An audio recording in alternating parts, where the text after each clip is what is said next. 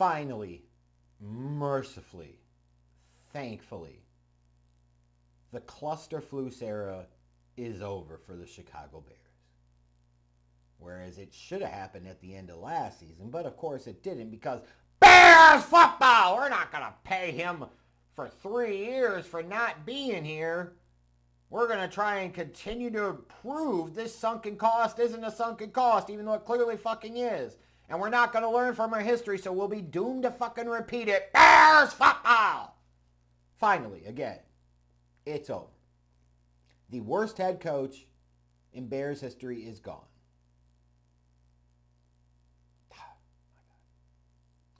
Just imagine. Could you imagine?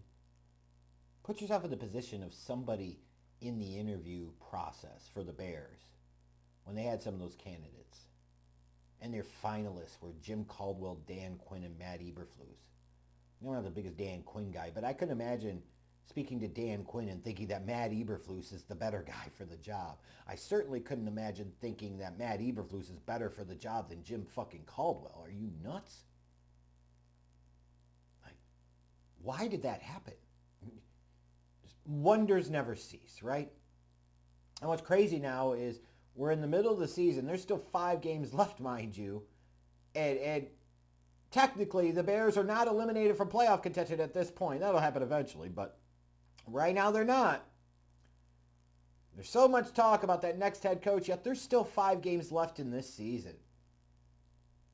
That's just where we're at. So what that means is it's time for Thomas Brown, the new interim head coach, to show what he's about. He's got a 5-game head start on any other candidate for this permanent head coaching job.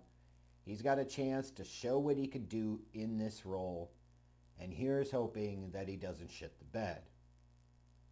Like Eberflus did, right? And when you want to think of an example of just how badly Matt Eberflus shit the bed as Chicago Bears head coach, Caleb Williams hasn't thrown a pass in the last 6 games, yet the Bears have lost all of them.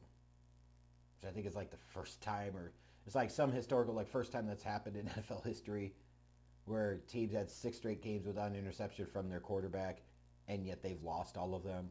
Like, those are the historical levels of suck that Eberflus was and represented. And, you know, as much as you talk about defense with the Bears, you say, well, at least Eberflus's defenses were good.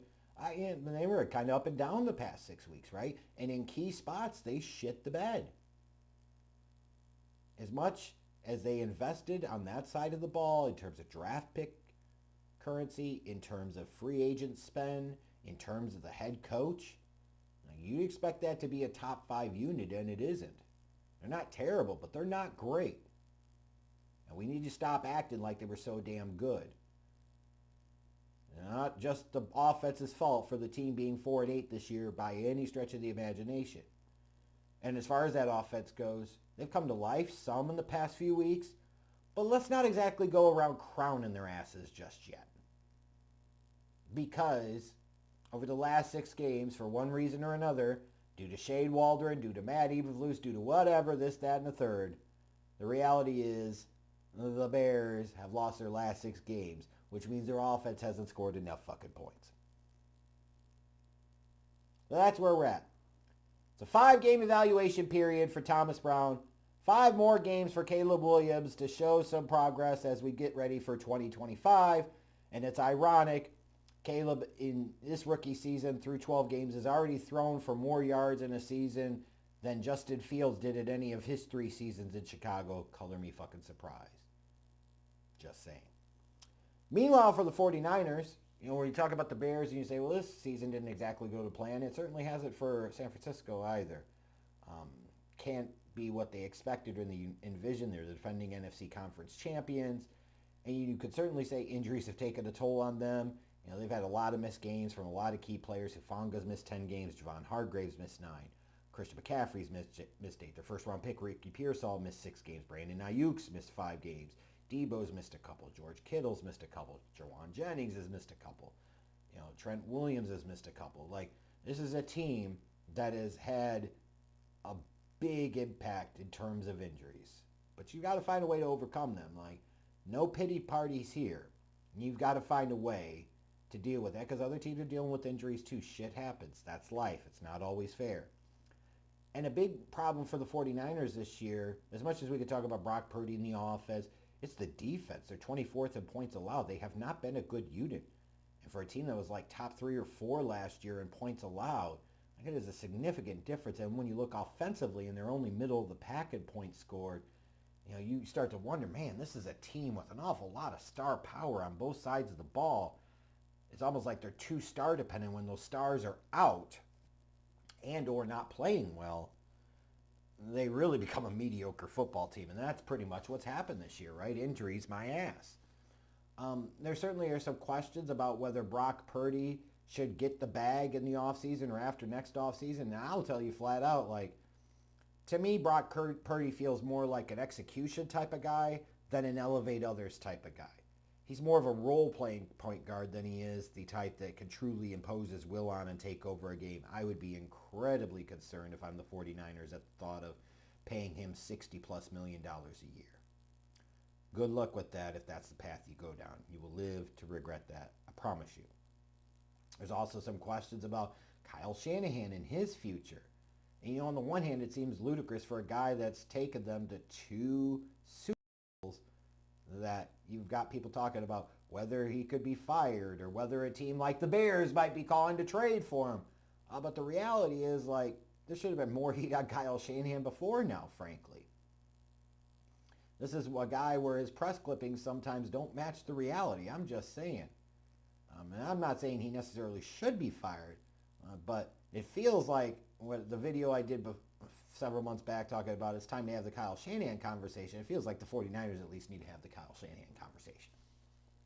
I'm just saying. So looking at this matchup, the 49ers are favored by 3.5 in this late Sunday afternoon game. The over-under is 44.5. Injury report, both teams certainly have their notables there, right? Ryan Bates is out for the Bears, as is Elijah Hicks, Roshan Johnson as well. DJ Moore and DeAndre Swift are questionable. Looks like they're trending towards playing. If one or both of them can't go, that's a pretty big hit for that Bears offense. Meanwhile, for the 49ers, a whole bunch of injuries there, right? Notably, Trent Williams is out, Christian McCaffrey and Jordan Mason out. Nick Bosa appears to be doubtful. They've got some other guys that are questionable. A banged-up team just continues to get more and more banged up. As we look at this matchup heading into Sunday afternoon, there's some keys to victories for both teams. I look at the Bears. They've got to cut out the stupid momentum-killing penalties. And as much as we can point to Matt Eberflus and blame him for a lack of discipline on that team, and that's true, a lack of discipline, lack of leadership, the reality is at some point in time, that does come down to the players too. Just don't be fucking idiots. And sometimes it is that simple. When you have enough of it happen across the roster, then that does become a reflection of bad coaching and leadership. However, in an isolated bubble, a coach can't be to blame when a Tevin Jenkins wipes out a big pass gain because he sits there and goes illegal hands to the face. That's on Tevin Jenkins. That's not on Matt Eberflus on an individual level. So they've got to stop these stupid drive-killing, momentum-killing penalties. Their offensive line needs to hold up and protect Caleb. Been a little bit better at that in recent weeks.